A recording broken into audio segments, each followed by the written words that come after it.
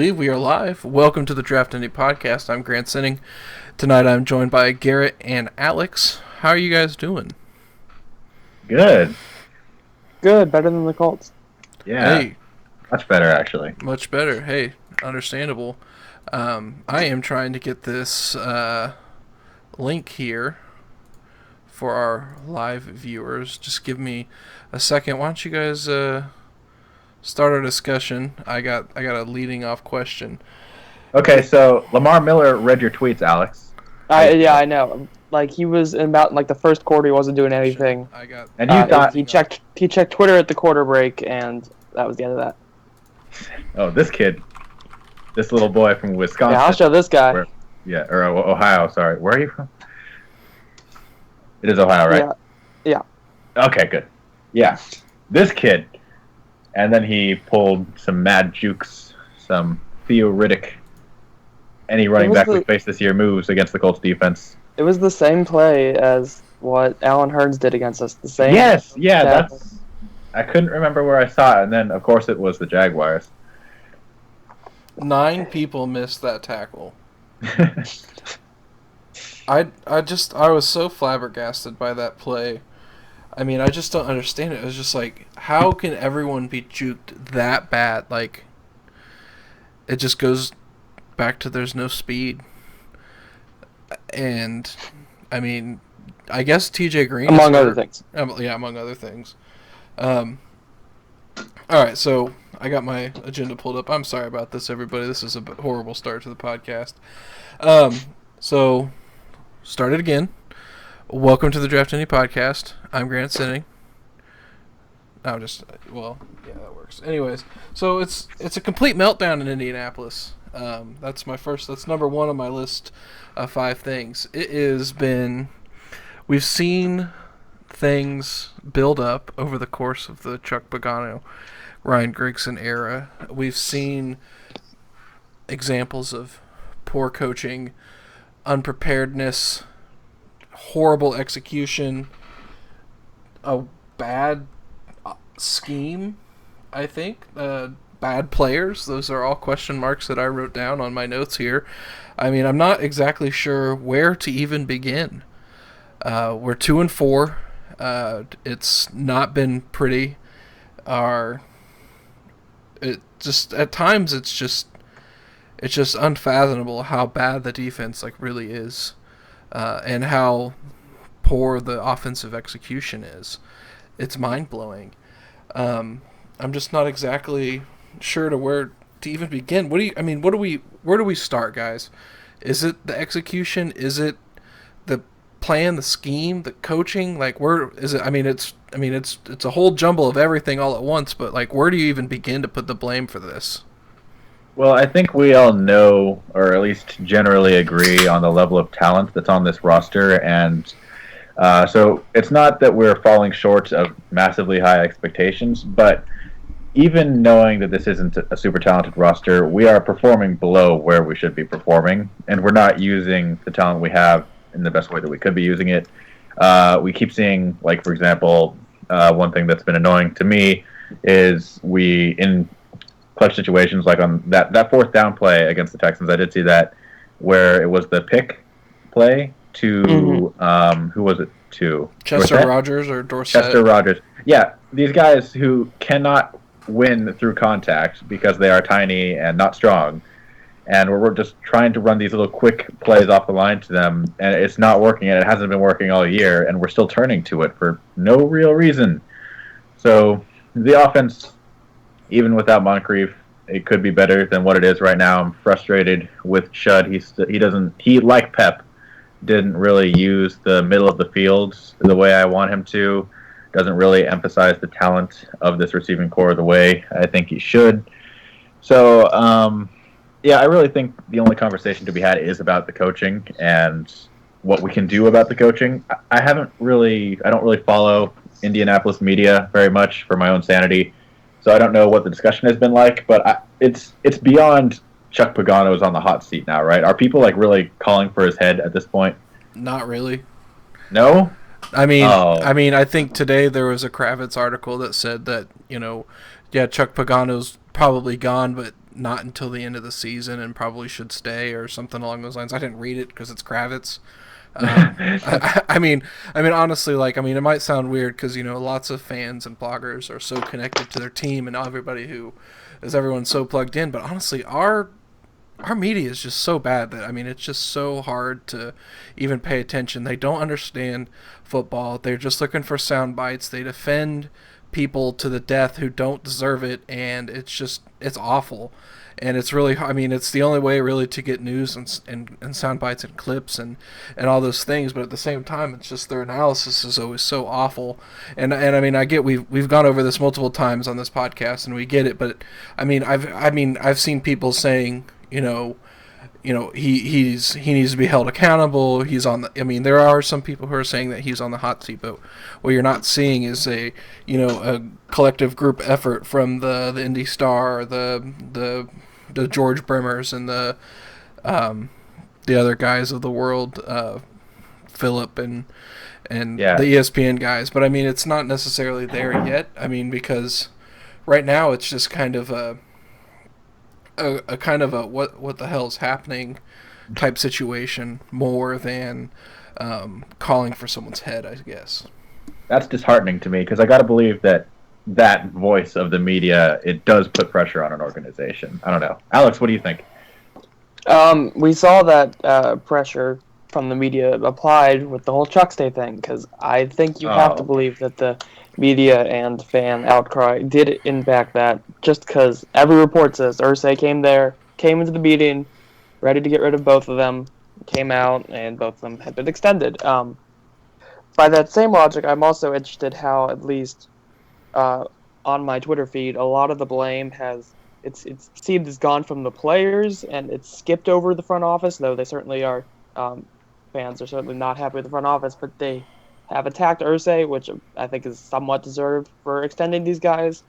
But I also think it's kind of not really relevant to look too much into an owner, because an owner's, even the most intrusive of owners, is not going to be able to impact your franchise. At least we've seen in the NFL. Unless you're a Jerry Jones type who's impacted or involved in every move. Al Davis.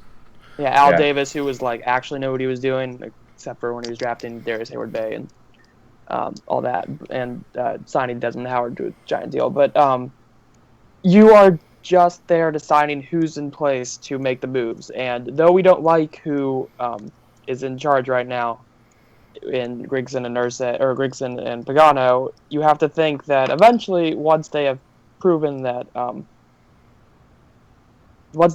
they are incompetent enough to the fact that even Irsay is ready to get rid of them, he is not necessarily. I saw a lot of things that he's just going to hire another Pagano or hire another Grigson, because that's the type he looks for, or something like that. And I'm not sure that the owner is necessarily prone to signing and retaining bad talent in the front office. Yeah. I think when they brought in Grigson and Pagano and Pep Hamilton, I think what they had in mind was, we've just drafted this all-world quarterback who's going to carry us into the future. We've had a situation like this before as a franchise where our offense has carried us. In order to complement that, we're going to bring in this defensive-minded coach, this former O-line general manager, and then we're just going to have a well-rounded team. So I don't know. I hope that it's not just that Irsay is inclined toward guys like Grigson and Pagano, that kind of personality, that kind of football philosophy, because if that's the case, then that's very scary. So, hopefully he'll be a little bit more ambitious when he makes his next choice, and hopefully that choice will come soon. And I mean, we're at the point, though, I mean, if he makes any decision, we're just going to get an interim coach, right? I think it's a Philbin. I think it's either a Philbin or a Chud. But I would be more inclined to think that it's going to be Philbin, which, I mean, I think Chud could go down for this too. If I doubt anybody gets fired in the season, but I think Chud is definitely on the block for during the season too. See, I mean, what if they lose their next 2 or 3 games? Are we still saying that they're just going to stay there? I mean, I think that's the point where you have to be like 2-6, 2-7, and Yeah, that's one what of I'm the asking. worst Is teams in the like, league. I don't think Ursay is spontaneous enough to go ahead yeah, and hold the I, Joker then. I feel like it has to get really bad for it to happen, but I do feel that the emotional or the narrative has to reach that point where it has to be like a few consecutive bad losses to division rivals. It can't just be one and then we win the next game, because then that's like the redemption game where the offense looks good and people are happy, you know? For me, I think I just I don't know that Chuck Pagano is the one who gets fired. I mean, I guess the 2000. I keep going back to 2011 and thinking about 2011. Then someone tweeted at me and I realized it is a completely different situation than 2011. 2011, you had a coaching staff that stayed entirely intact, 2-14, but their star player Peyton Manning was hurt. Now, can you blame coaching and all that kind of stuff on a 2-14 season? Yeah, you probably can. As a coaching staff, they did not prepare a backup quarterback with Curtis Painter. He wasn't anywhere near ready. So they try Kerry Collins and they try Orlovsky in the middle of the season. There's so many just variables to that season. But this is a season where your head coach is there. You decided to keep him for 5 years in January when you were probably honestly going to fire him and the general manager. But now you've got a head coach with a whole new coaching staff, high expectations. Your franchise quarterback is kind of healthy. I still don't believe that he's totally healthy. But and then you're 2-4 with some really nasty losses. His comment earlier this week is we could be 6-0 if things go a little bit different. Oh, yeah, I didn't see that. Yeah, Ursay said that. And Oh my god. and yeah, you can. It's not that he's wrong. It's just that that's not what you. It doesn't matter. It doesn't matter. It doesn't matter. I mean, if you look, you look on a case by case difference. Colts went up on was the first game. Detroit. You go up on Detroit. They come back in the last minute, 45 seconds, score a field goal. It wasn't even a minute into that drive where they had cleared enough room for field goal range. You go into the next game. Plays. Yeah, you go into the Denver game, which, looking at the schedule, you're like, that's probably a loss. That defense is good. And it was. It was like that. But then you go to the Chargers and you win. They're obviously not a very good team, like looking at it right now. And then you lose to the Jaguars in London, again in the last few minutes. You lose to Houston in the last... Okay, the Houston situation is just so bad. You beat the Bears on a game-winning drive. That roster is garbage. That is a dumpster fire level roster. And honestly, parts of ours is as well.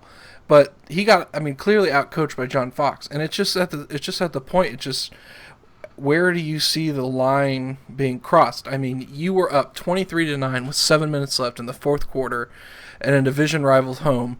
They lost home field advantage. Everyone left. The crowd was gone. Every single, it was probably at 25 to 30% capacity at the end of that game. And they lost in overtime because the defense can't make a stop. Chuck Pagano has horrible clock management. The defense is bad. The offensive execution is super poor. It is just such a weird. It's just where is the line crossed? We're about to go up against Tennessee. They have right now one of the most potent running attacks that the NFL has seen in a few years. DeMarco Murray is running lights out. Derrick Henry backs him up. Marcus Mariota is there. He can take the deep shots, which we haven't been necessarily great at defending. It's a situation, and their tackles are playing lights out. I have been on this podcast multiple times talking about how horrible Jack Conklin was during the pre-draft process. You watch him this season, it doesn't even look like the same guy. Taylor Lewan, drafted in the first round a few years ago, maybe 2 years ago. He's playing like one of the best tackles in the NFL, if not the best tackle in the NFL right now. We have zero pass rush. We have barely any ability to stop the run, if if we're even close to doing that. This game is set up like, unless we have hero Andrew Luck, it it could be a bad game. Like I mean, their defense is playing really well. Their defensive strengths line up with our weaknesses. T.Y. Hilton is going to go up against one of the best corners in the league. And who else have we got? Everyone else is hurt. Philip Dorsett not been playing well. He's hurt. He's either day to day or week to week with a hamstring. We've got Chester Rogers. Bray just went on IR, so we've got guys like Tevin Smith and the one guy that's been inactive every week. I can't even remember his name. He's just a big guy. But other than that, I mean, it's Dwayne Allen's hurt again. He's not been doing much anyways. But I mean, this is a game where we could seriously walk in and see them being out-coached again by this running attack, this offense of this team. And I still don't think Pagano gets fired. That's so sad to me because I'm tweeting out before these games like, oh man, I hope we lose. That would be hilarious because I kind of like to watch the timeline react and to make jokes. But also because I feel like it's for something. It's toward a greater purpose, a better tomorrow, at least toward Myles Garrett. But now you're telling me that because our owner is not capable of taking care of himself, let alone a multi-million-dollar franchise, there's nothing really to look forward to. And to kind of go on your guys' comments a little bit earlier, talking about the kind of coach that Irsay chooses, I think we're at the point in our franchise where we've already seen Irsay make or give a lot of stuff to his daughters. At what point, I mean, is it now? Like, where if everyone's fired, you've got a major transition point in your organization. You've got a quarterback on a massive deal. Your cap shape isn't bad. Grigson's comments the last few weeks didn't make any sense to me. I think if you clear some of the bad contracts on the books next year, you can have $60 million in cap space next year. That's great. I mean, and it probably helps that you didn't have to re-sign anyone from your 2013 draft class. Your 2014 draft class should be actually fairly cheap. Whenever Moncrief will probably get a deal close to Allen Hurns.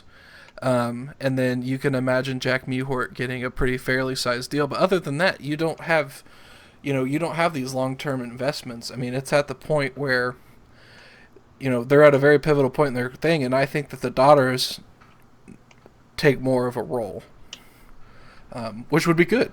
But we don't know what's going to happen. Until then, we're just kind of stuck with the grit and the poor coaching, the excuses. I mean, Chuck Pagano said you can turn on the tape and watch our defense playing well. Yeah, I mean, you can look at one play at a time and be like, hey, defense played really good there. There's your evidence on tape. But then you've got 47 to 60 other plays a game where the defense looks like dog shit. And it's weird. I mean, we knew it was coming. I mean, once that contract was re-signed, we knew what we were in for. It's just that those games that we've come back and won in the past, we're not able to win now. You know what I mean? And that's the difference. And we're just kind of it's just a weird moment where we're at right now, and it's not even weeks. I mean, we just finished week 6, guys. I mean, damn, Yeah.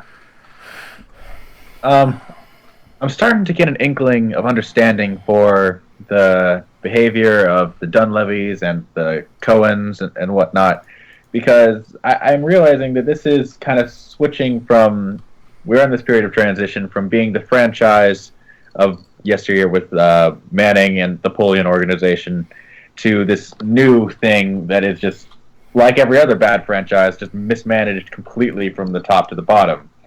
And that's the worst thing about pro sports, is it's not about your favorite player, it's not about the coaches, it's about these weird old white millionaires who kind of put them all together to match their insane visions. And we all just have to sit and watch it. So this is kind of what that's becoming. Are we just becoming another bad franchise, another AFC South franchise? I think we are another AFC South franchise right now. I mean, the roster. I mean, look at let's just take a look real quick at the other AFC South rosters. Whose linebacking core would you rather have? Would you rather have the Colts or the Jaguars or the Titans or the Texans linebacker core? The Texans and Jaguars are for sure better. Okay. The Jaguars have Miles Jack and Telvin. Well, let's be real. We're probably the worst linebacker, fourth from side linebacker to outside linebacker. Think about secondary as well. Are you taking another team secondary? Yeah. Yeah, I'm definitely taking the Texans secondary. I mean, offensive line, probably going to take the Jaguars' offensive line. They're actually playing very well. I don't know about that. I'll take Titans one. That's Titans probably it. Yeah, the Titans line's very good as well. So, you just take a look. Are we another AFC South franchise? Yeah, we are. Not just because we're in the AFC South, but because the roster has been mismanaged for so long. With bad free agent acquisitions, you don't have good drafts. The last two drafts are his best two drafts. The Andrew Luck draft was a gimme. That was a very good draft. And okay, so I guess I take. And we thought that was an amazing. That was up till last year. That was still being lauded as this amazing top to bottom draft because people thought that Fleener and Allen were great, but it was really just Luck and Ty. It's Luck and Ty, exactly. And then this last draft. The jury is still out. We've got really young players with really, really bad offensive line coaching. Philbin is not good. I haven't written anything on this season just yet, but yesterday I did a cut-up of every single sack that Andrew Luck has taken this year, and I'm going to do a full write-up on that. I know Kyle has done some looks at that already this year, but I'm going to look at it. It's a lot of bad technique. It's a lot of bad switching and communication that should be coached up, and it's not looking good. So, you've got four young guys. Clark hasn't even been on the field, thank God. But, he's your third-round pick. And then other than that, you just look back at the 2012 draft class. How many players are on our roster still? 3. How many players from the 2013 draft class? 0. How many players on the 2013 draft class for the Colts are actually on an NFL roster? 1, Kerwin Williams, and it might be the practice squad. 2014, you've just got 2. 2015, you've got 4, I think. So one of them is just Dorsett. Yeah, Dorsett, Henry, Perry, Geathers, 4. So 2 good players and Dorsett. Yeah, 2 good players, Dorsett and Perry. And I might be missing one. Amarlo, Good. I guess Denzel Good's there as well. And he's not been playing the greatest. But he's a 7th round pick out of Mars Hill, who had some good showings against not so good defenses last year. And admittedly, I was on his hype train. Tempered reaction still again, but again, offensive line coaching. So you just think about how badly mismanaged this roster has been, and how often you're looking towards some of the highlights of our years have been when we sign undrafted free agents, and it's just bad. It's just we're praying for something. Look how badly the pass rush, arguably pass rush is the most important part of your defense, and look how badly it's been mismanaged. Robert Mathis, Trent Cole, Eric Walton. That is awful. Kurt Magid might be okay, but he's an undrafted free agent out of Tennessee who's been hurt, who was hurt in college career. He's hurt again now. He hasn't seen the field much. Trent Cole on IR. You look back, Bjorn Werner, awful. Jonathan Newsom, not good either. They have been borderline negligent when it comes to maintaining their depth at edge and cornerback. Yeah, pretty bad. Exactly. Look, and offensive line, all 3 important positions in today's NFL. Yeah, and exactly. They had a great backup quarterback, Alex. Yeah. And a good kicker. Yeah, we've got a Hall of Fame kicker. That's cool. He's a Hall of Fame. Guys, read about my next piece on Adam Vinatieri. He's been doing it for 45 years, and he's still kicking field goals. It's super exciting and interesting. I love hearing about Adam Vinatieri and his old kicking field goalness. It's super cool. I hear about it every Sunday, and I never get tired of it, not once. If you're talking shit about Adam Vinatieri, we've got problems. Because This is everyone's response, and I'm like, he's the kicker. Kicking is the worst part of the game. It shouldn't even be part of the game. There's no reason for it to still be around. It's antiquated. it is. Ugh. It is, but don't talk shit. That's what I'm gonna say. But yeah, I mean, mismanaged. You're right. Mismanaged cornerback. My God, Greg Toller started for 3 years. Cassius Vaughn, Darius Butler, like, Yes. who is the other? Who is the other guy? I'm trying to remember. He went to the Dolphins. I can't even remember. It's just so bad. But I mean, even the linebacking core. I mean, you look at the middle linebacker. You had Pat Angerer and Jarrell Freeman. Jarrell Freeman played well, stayed on, kept playing well. And they didn't pursue him at all. Didn't pursue him at all because they needed to pay Patrick Robinson. What a good decision that's proved to be. At the time, we all liked it, but hey, people make mistakes. So I mean, There was still money for Freeman, was there not? there's still $14 million in our cap. We Exactly. could have paid I don't him. know what decisions. Like, what does this team think its cap situation is? Exactly. I mean, Or what are they planning? What are they planning to use this money for? and that goes back to these decisions. That who is making this decision? Was Chuck Pagano like, yeah, I totally think we can match Jarrell Freeman's production with C.O. Moore or Nate Irving or Antonio Morrison. He's going to bark at people all day and make really bad angles and over pursue really, really horribly. That looks really bad on tape. I mean, whose decision was that, and why was it made, and how the hell can Jim Irsay not be like, hey, what are you guys doing? Like, he was clearly the best player on our defense last year, by far, and it just doesn't make any sense. He got a $4 million a year contract for 4 years. That is dirt cheap for that guy. I mean, these are the decisions that you're like, who's making these and why? I mean, it's weird. I don't know. We can go. I mean, literally, this is a conversation that we could do this entire podcast, but that gets boring. Is my next question, number 2 on my list, is there salvation in sight? Let's look at the schedule. I'm just going to go the next 3 games we have: at Titans, home versus the Chief, at the Packers. Can we win 2 out of these games? No. Like, No. realistically, No. when you look at the games and you look at our opponents, can we win 2? No. Green Bay is like really disappointing this year, and even like they're gonna win by 20. Like, see, the Green thing about Bay- the Colts is that they just like, for at least the near future, being this year and probably next year, this roster has been so mismanaged, and these development of these players have been so poorly done that the team is in nowhere land and not going anywhere until a complete overhaul has been done. And the only light at the end of the tunnel is that our quarterback, despite how awful everybody else is still playing really well. Even his bad games are like still becoming average, which is a lot better than they used to be. He is like, that's the one thing that I've taken away from this season, other than that the Colts are a train wreck, is that Luck is good enough at least not to make us win in spite of our team, because no quarterback could make us win in spite of what this roster is. But Luck is good enough to at least give us hope for the future that a relatively competent coach and a relatively competent guy who's organizing and collecting talent can turn this into something that we thought it was going to be a few years ago. So that's a little more long-term than the next 3 games, but that's at least where I am right now.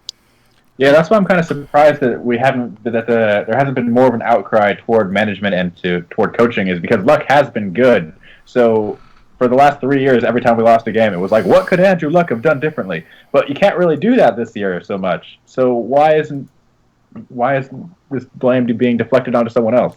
But the thing is you are seeing some of this blame on Andrew. Why is he not throwing the ball away? Why is he throwing? Oh my God! Yeah. I mean, et cetera, et He cetera. holds the ball too long. He's holding the ball the exact same amount he has in his entire career, except he took 20 sacks in 4 games or whatever. So clearly now he just needs to start changing his playing style so that he can undo the effects he caused by not changing anything.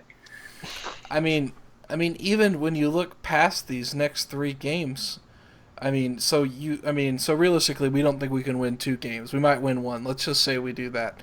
We're 3-6. I so hope that happens. I so want us to Yeah. if we don't get the top 5 pick, this season is a disappointment. It's like when you're in an airplane and you hear like a weird noise from the jet, like an engine sputter, and you're like, I don't want to die, but a plane crash is a really cool thing. I want to say I've lived through a plane crash. Like I'm all about that. Wait, what? Yeah, I don't know about that one. Okay. Come back to that later. Even you look past the first those 3 games at Titans, Chiefs, at Packers, then you've got Titans, Steelers, which may or may not have Ben Roethlisberger, but even then, Le'Veon Bell could probably beat us by himself. Then you got at the Jets on Monday night.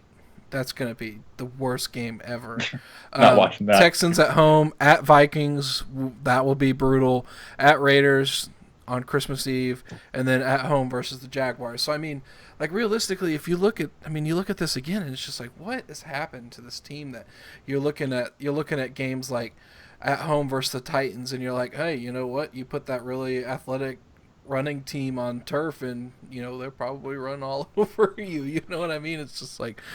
I love the difference that we've had, because at this point, at the beginning of the season, we were all saying, "Oh, look at this easy schedule we get to start the season with. Yeah. Look at all these bad teams that we get to take advantage of and outperform our talent." And here we are now. Yeah, and it's just that I wish we had a hard schedule now so that we could really drive this thing into the ground. Yeah. Yeah. Well, it was interesting because this was my talk on can the season be saved. And the answer was no. We don't believe so. So let's move on to the third thing before this becomes like another Silas in his whipping booth type podcast, which I totally love that no one has taken me up on that. But that's actually quite good because you're not that disturbed individuals listening to this podcast. Bright spots. Who's playing well besides Andrew? Gathers? Gathers, yeah. It's Gathers. Gathers. Vontae? I liked Vontae. I like Melvin. This is how bad we are. I like Melvin's play. I thought Darius Butler was okay. Yeah, Darius Butler has been like inconsistent his entire career here. Beyond that, Ryan Kelly is very good. Viable. Yeah, Ryan Kelly is as advertised. Chester Rogers looks like he could be a decent wide receiver 4.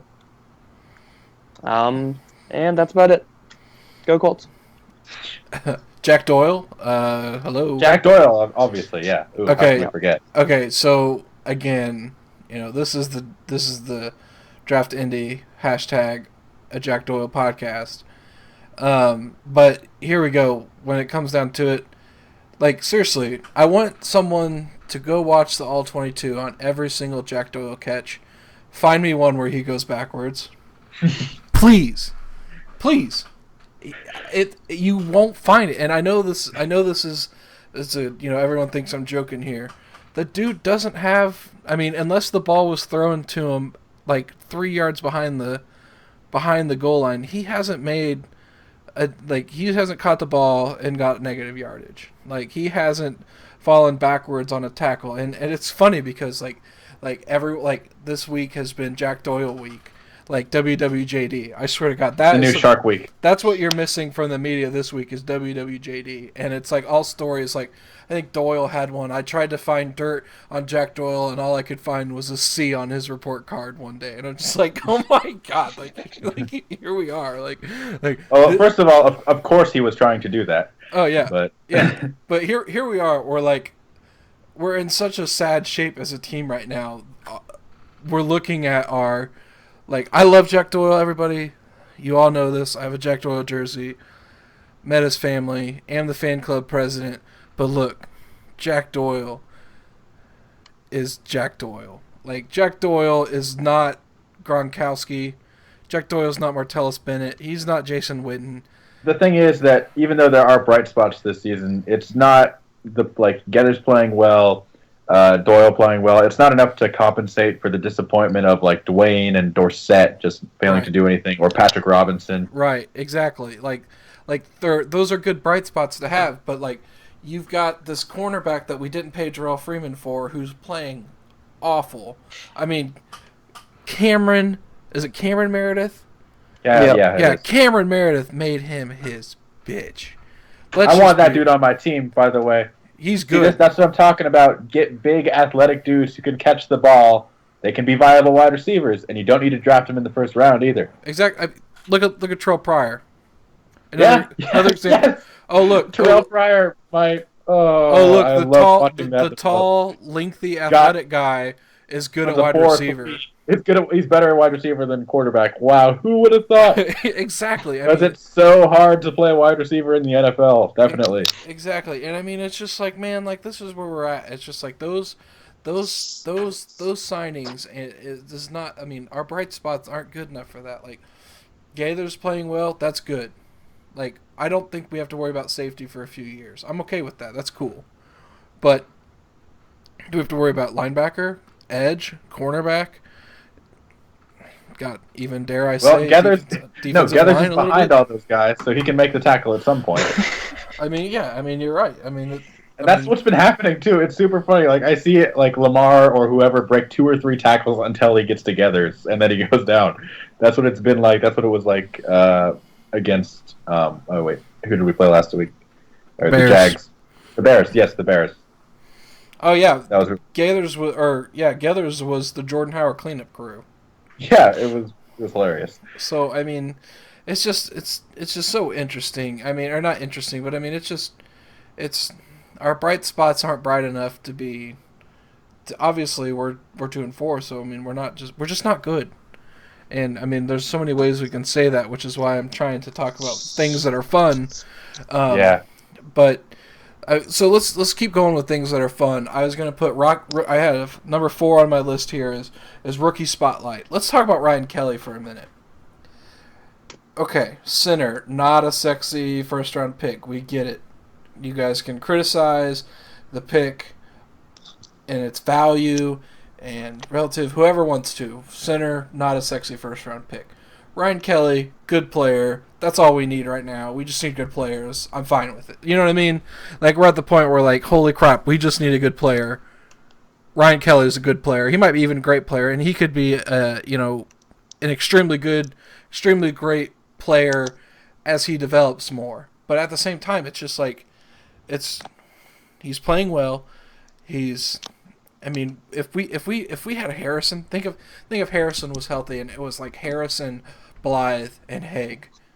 You know what I'm saying? Like, oh my God, like that would be such a disaster. I mean, we've got a smart kid who's really good in the run game. That is where Ryan Kelly has really been like succeeding, and it's just so. I mean, I'm glad that he's playing well.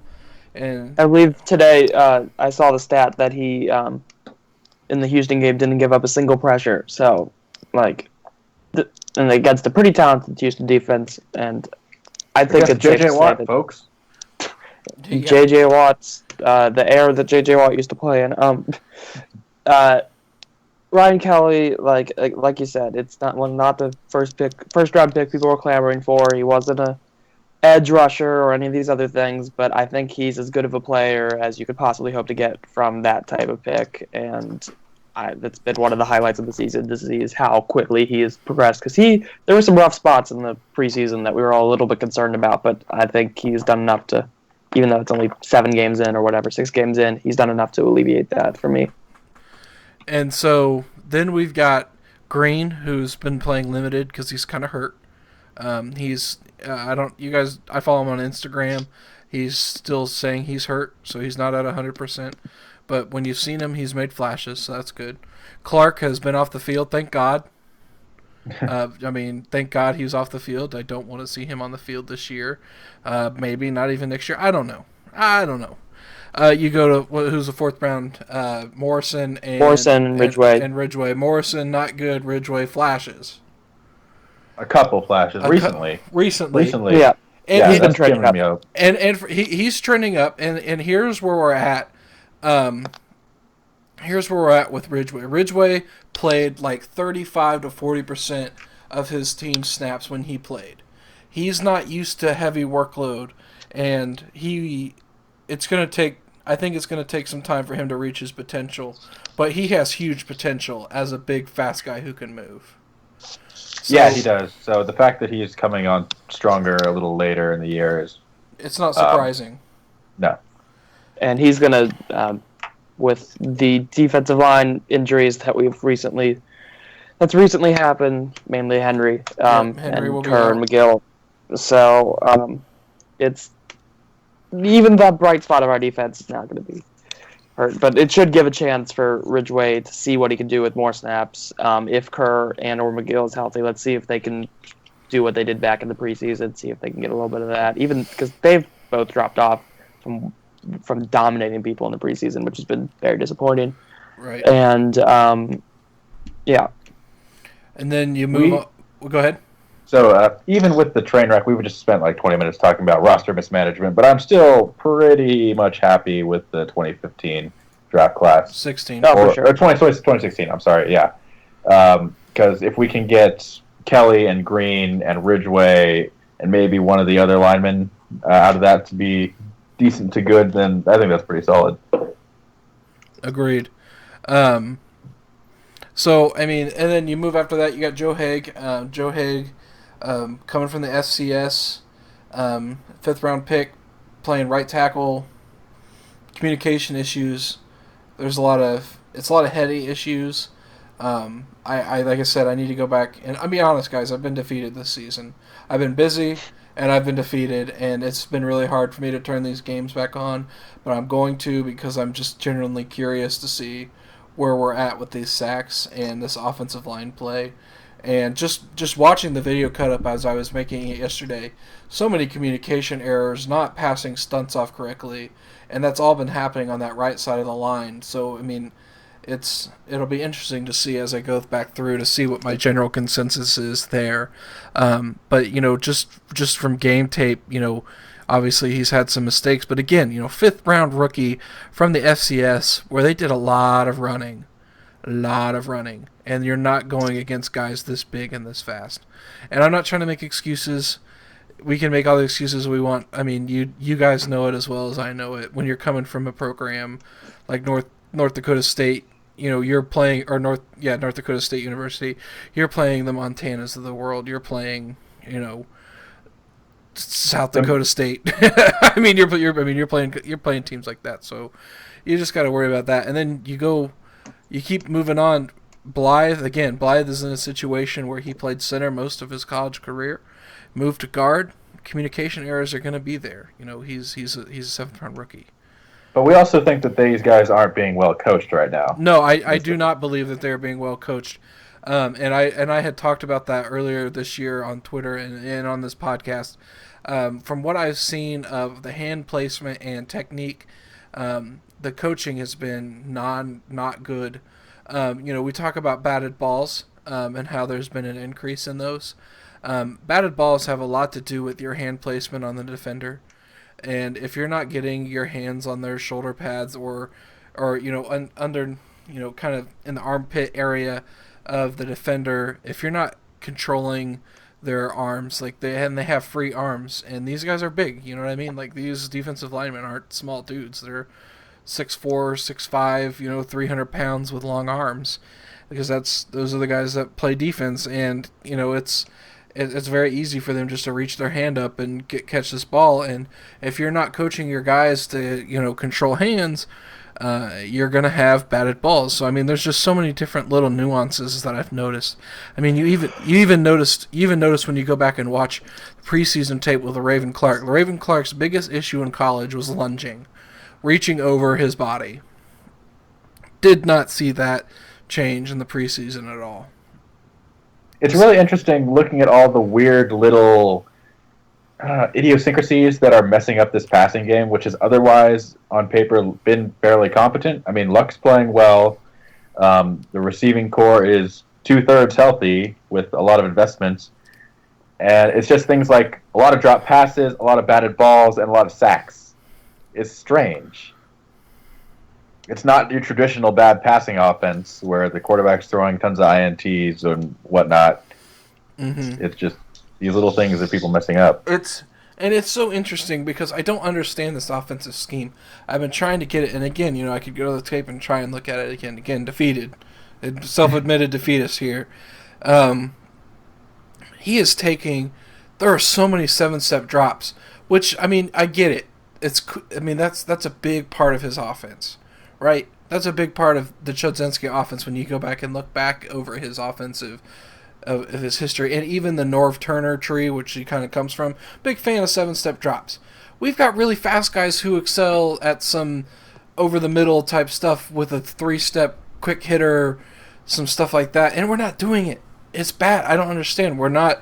Again, this team is not coaching to its strengths, and that's where I think a lot of this like comes from with the offense, like offensive problems, like.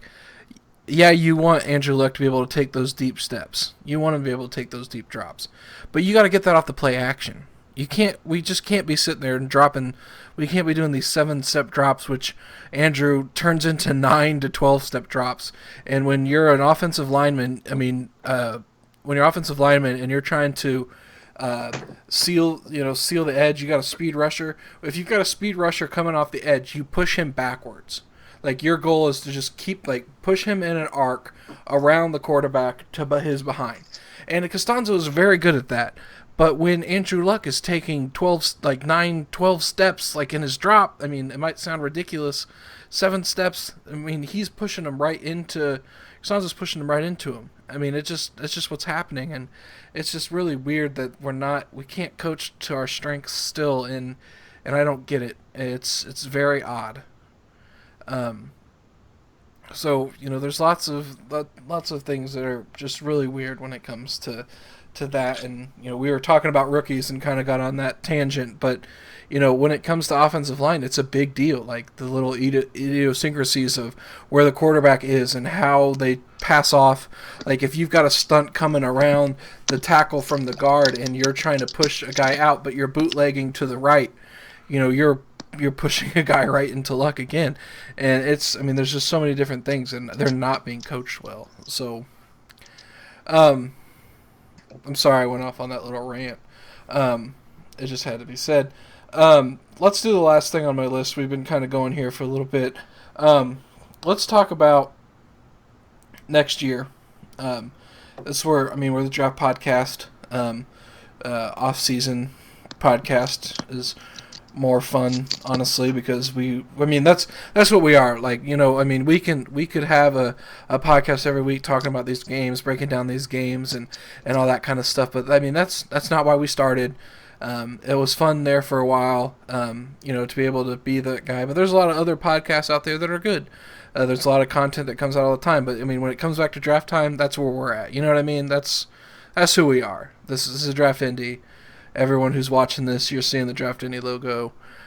So let's talk about next year, because I'm already looking that way. If you had to pick the top three, let's go top 5, because the top 3 needs are very obvious. How do you rank them, Alex? Let's see. In terms of just straight up need for need. Yeah. Say you've got 5. You've got 5 draft picks where you can get the best player available. Yeah. How are you going? Yeah. Edge for sure is number 1, both because of how bad we are and how much it is needed in today's NFL. I'd go inside linebacker 2. I'm still just, again, nothing there for any short-term or long-term perspective. For 3, pound for pound, I'd probably go corner, just because I really don't like what I see from Patrick Robinson, and this is Vontae's last year. Next year is the last year of his deal, so I don't know if you want to. That's something at least you have to consider, and we need help in the secondary badly. 4, running back, Frank Gore is still good, but he's not the running threat that would really take this offense potentially to the next level, and also is, of course, getting up there. And other than that, for 5, I would go. I can't think of forgetting anything. I guess I would go maybe nose tackle. Yeah, because I really don't like what I'm seeing from Perry, and he has been such a disappointment since a good rookie year that I think he is now the replaceable level of our talent. Or not I shouldn't say replaceable. I should say needs to be replaced. So you said, hold on, you went edge, inside linebacker, Edge, inside linebacker, corner. runner, running back, and nose tackle. Okay, Garrett. Yeah, I would go edge for obvious reasons. Then I'm actually going to go running back over corner and linebacker because I just think adding even an NFL average player there would contribute so much to this offense and thus to the amount of wins can get back. And it's just my favorite position, so it's the one I care most about. After that, cornerback, because I think it's more important than linebacker. And then linebacker, because it's just really bad. And that's what we should draft. So, okay. So for me, I've been looking at this draft class kind of where its strengths, like from the players that I know, where they're kind of projected to go, stuff like that. I'm gonna go edge, and then I'm gonna go corner, because I just think it's a position where your rookie year you can have good rookie years, but you're not, as a cornerback, you're not really coming into your own until that second year. There are exceptions to the rule, but when you look at this draft class, there are going to be some really good corners, I think, in that second round. And then I'll go running back. This running class is so deep that there's got to be someone good there in that way. And then I'd go linebacker after that, followed by, this will be weird for everyone to hear me say, but I'm probably going to have to go with wide receiver at that fifth need. It's really interesting because we talk about the depth of the team and all that, but when you really look at it, like, Philip Dorsett has not played well. Chester Rogers, sure, he's a good wide receiver 4.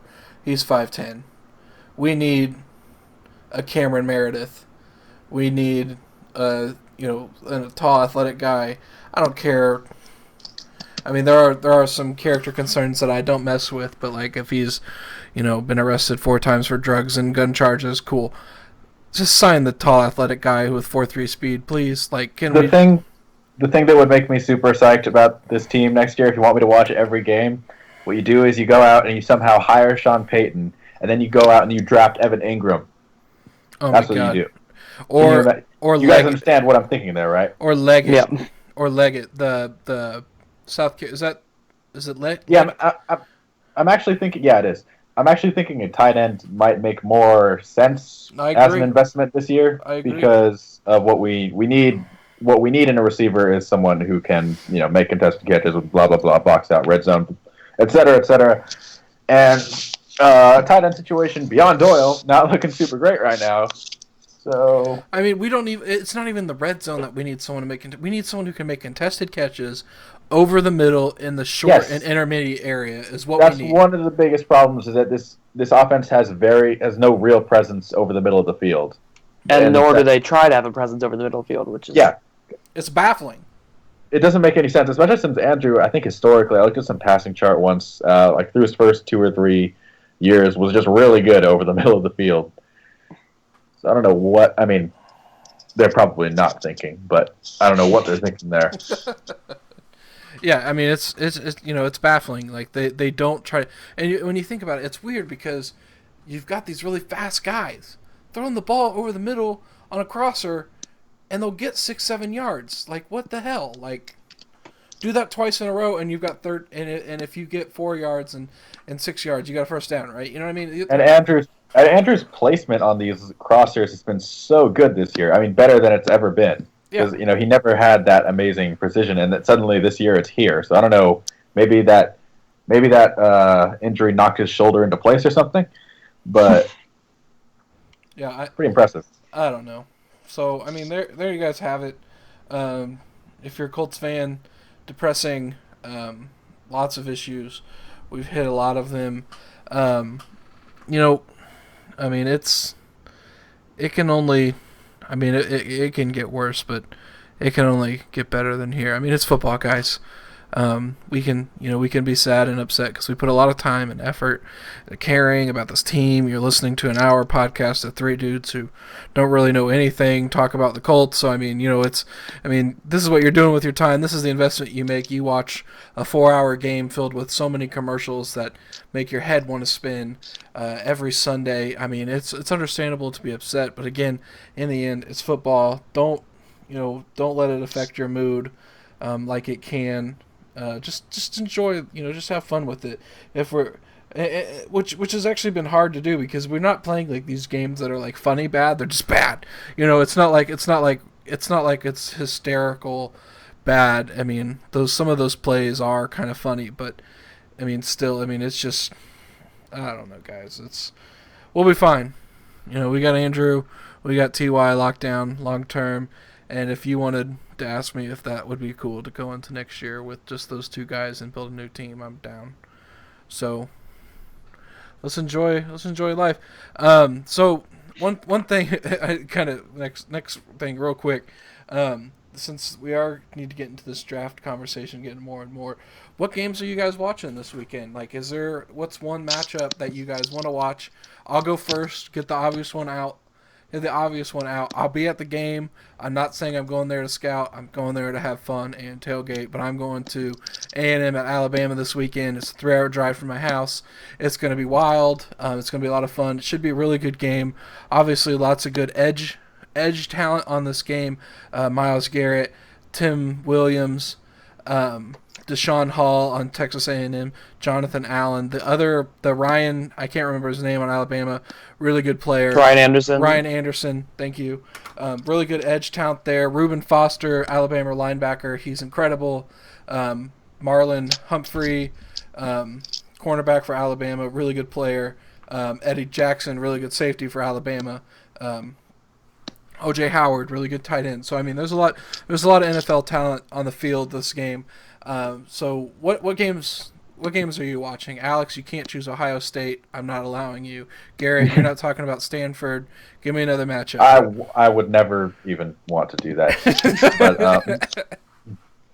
But these Buckeyes, they got so many great talent. Urban Meyer, I think for the good of the podcast, Joey Bosa's little sister. All right. All right. No. I'll be watching this Thursday game actually between BYU and Boise State just because BYU has Jamal Williams, who, if you follow me on Twitter, which you're probably not here if you aren't, he's very good. Like, he's better than a lot of the big names in this running back class, and obviously it's a pretty stacked class. So you should watch him versus Boise on Thursday. Beyond that, it's not a super interesting week. Are you saying people should watch the BYU game over the Color Rush Bears at Packers game, which should be just a doozy?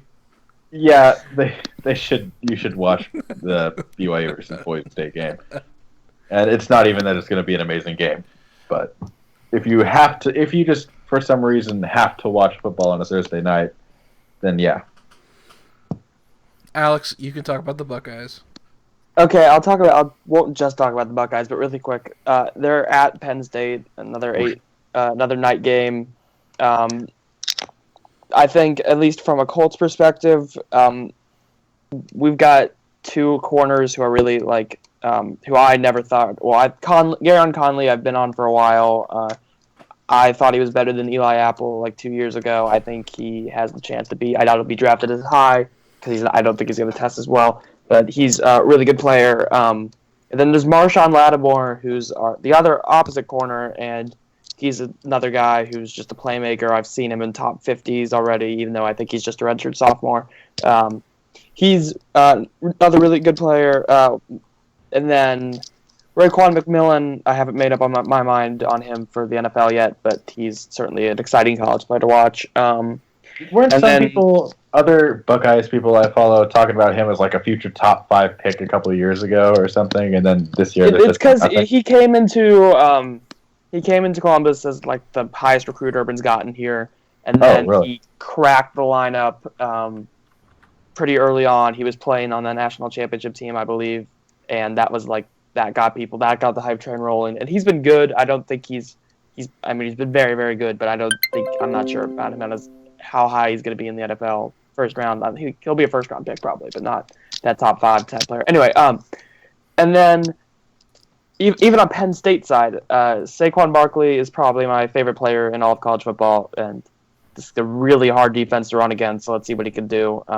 Unfortunately, he's not a 2017 guy. Oh, I love him on the Colts, but 2018 running back. If we strike out at running back somehow, he's a guy to watch. And then really quickly, Arkansas, Auburn. There's going to be players on both sides. That just should be a fun game. And where was it? Oklahoma, Texas Tech. If you like fireworks and don't like defense. Oklahoma. I think Perrin's out. Perrine, however you say it. So Joe Mixon should get a chance to show why he's, I think, better than he's the best running back on that team, talent-wise. And then Ole Miss, LSU.